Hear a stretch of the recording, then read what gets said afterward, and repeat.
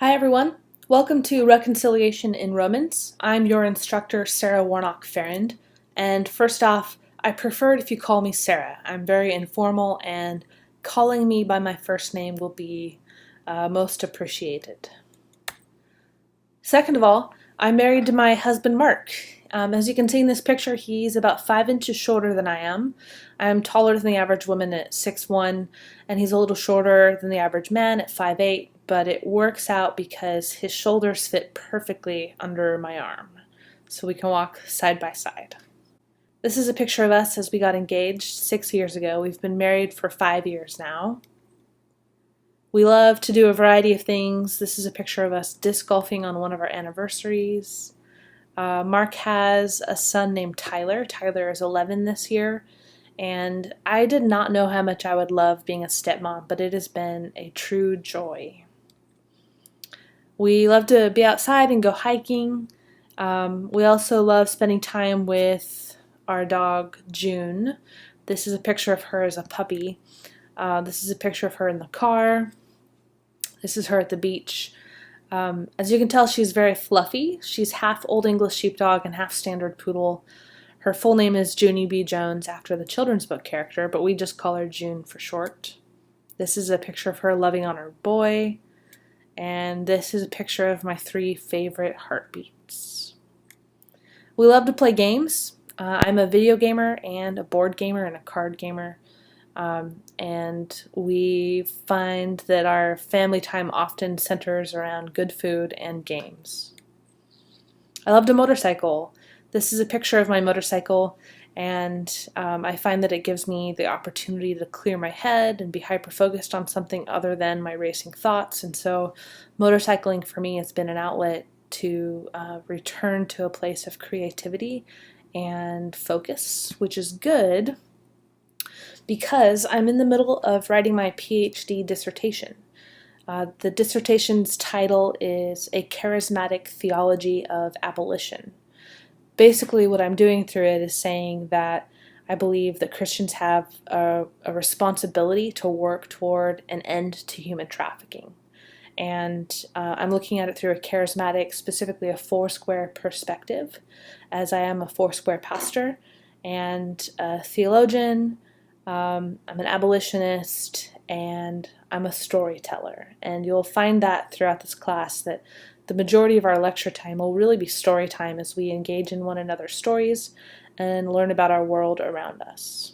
So that's just a bit about me. Let's take a look at our course outline. First of all, in the upper right-hand corner is my email address and my cell phone number.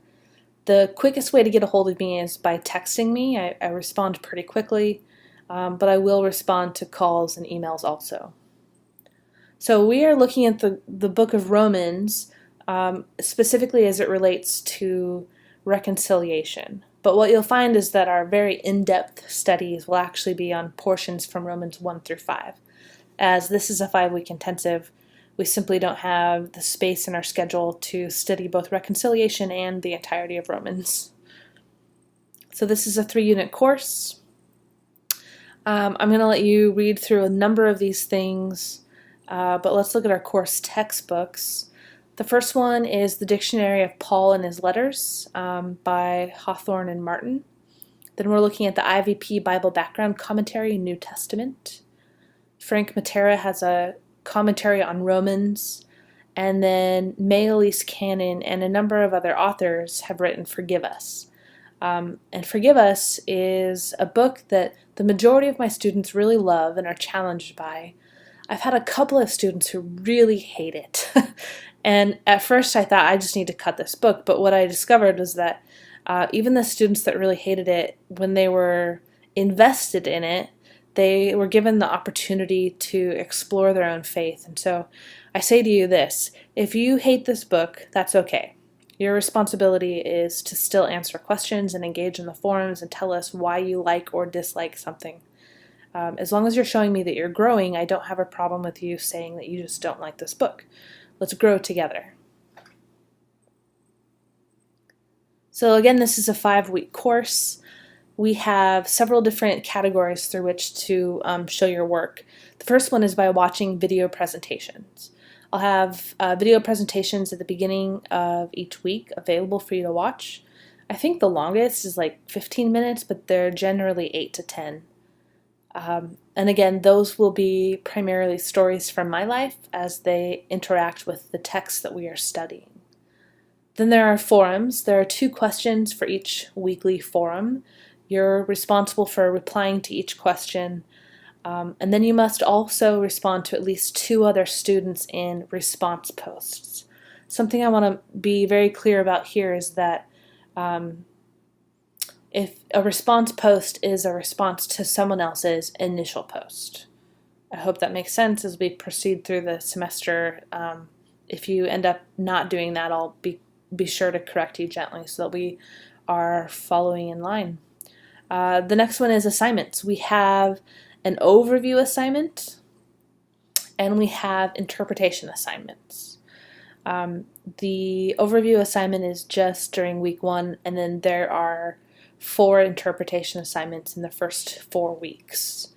And then in the 5th week, there's a final paper due.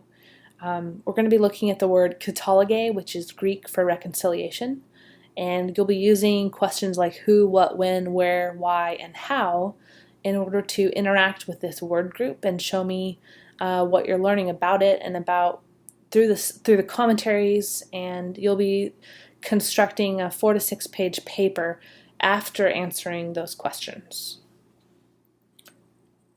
So course requirements, you will be required to complete interpretation assignments based on passages from the book of Romans. Mostly you'll be using the IVP Bible background commentary and the dictionary of Paul and his letters, but you'll also have other, you'll be reading from Matera and Canon, and those will be involved in the interpretation assignments too. There might be various articles on Moodle. I haven't decided for this semester yet. If you see them, I will be sure to point them out that they are required reading.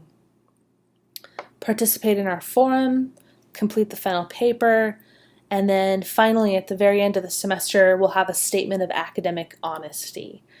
This will be due week 5 at the very end of the semester, and the statement is not graded. However, it is required for you to pass the course, so this is mandatory. Now let's look at our schedule.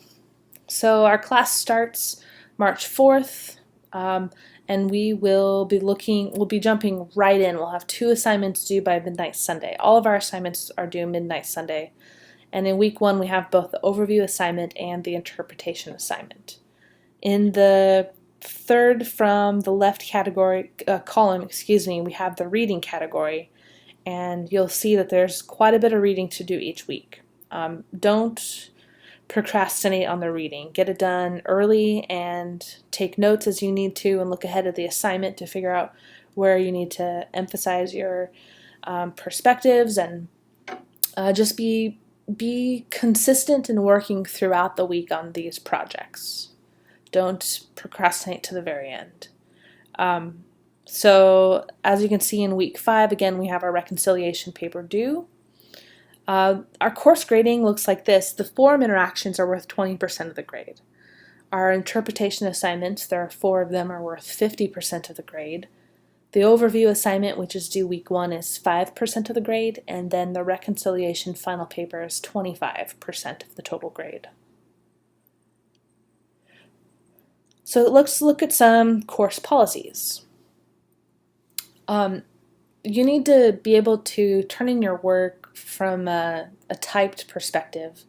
I'd like you to use MLA style guide when writing the final paper. We have our academic honesty statement, which is going to be due at the end of the semester. That's, again, required. When it comes to students with disabilities, I want you to know that I'm someone that really looks forward to helping people with accommodations if they have disabilities. The only caveat to this is that you must go through the Office of Student Life to determine what accommodations need to be made legally, and then I'm happy to work with you. So go that route if this is something that pertains to your situation. Course participation is mandatory.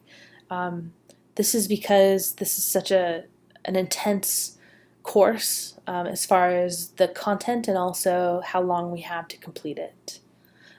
You'll primarily be interacting with each other in the forums, and so I ask that we come to the forums very Christ-like. So not only prepared, but humble and loving and joyful and generous.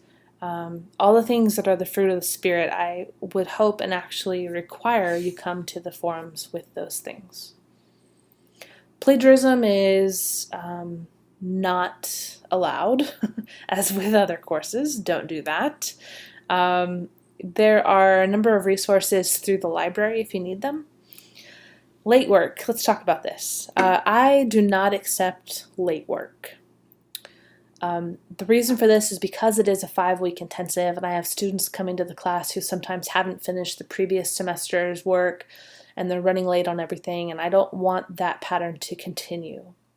It also makes it a lot easier for me to grade if everyone has turned things in on time.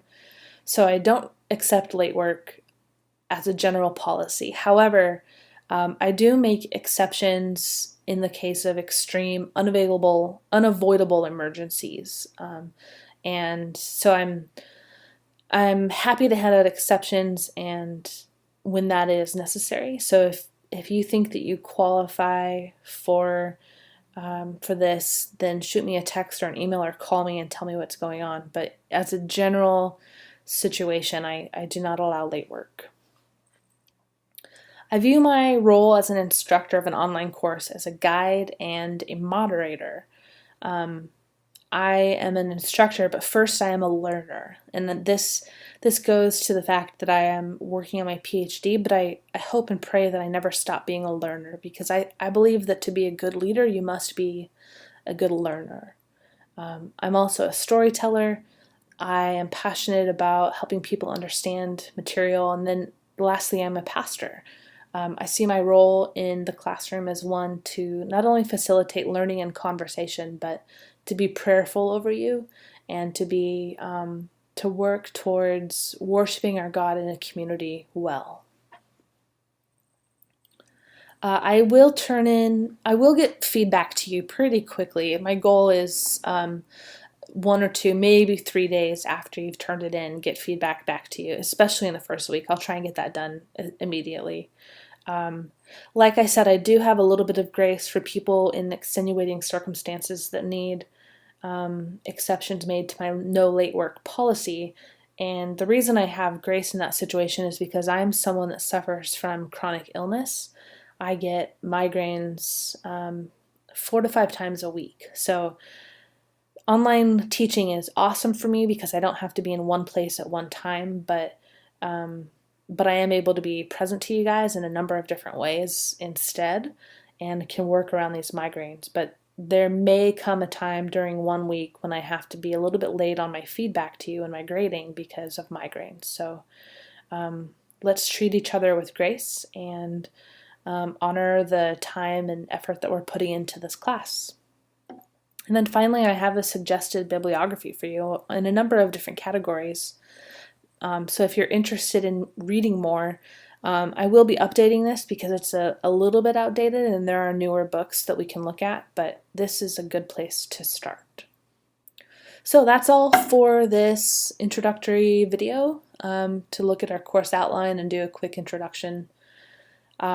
Once again, I'm a learner because I believe that we need to be good learners to be good leaders. I am a pastor.